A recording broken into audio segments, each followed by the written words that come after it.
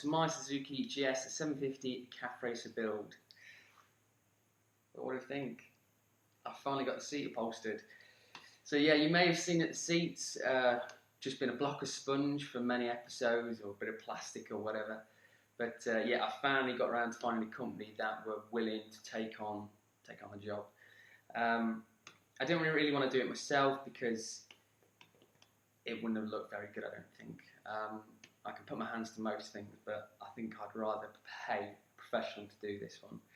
So the company that did it, they're local to the area, so Hinckley, and the guy's name is Mark.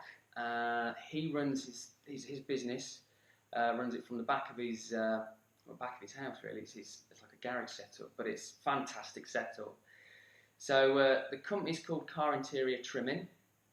They don't just specialise in car interiors. They well, while I was down there, they were doing like furniture, and they've done they've done bike seats in the past as well. So yeah, well catered for.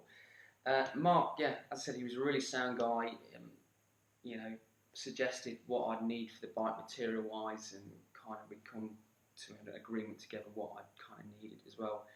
I don't know if you've seen, but the stitching is matching with the green on the headlamp, and obviously the tank as well. Let me get round to that.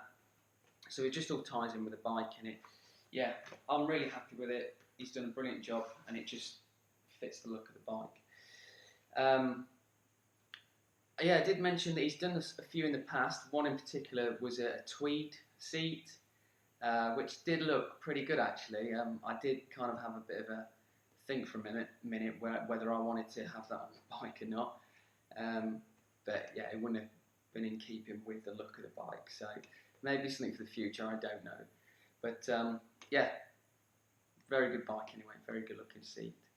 Okay, so moving forward with the bike, I need to focus on the tank a little bit more. As you can see, it's still primed, but I'm looking at getting some tank sealer for it.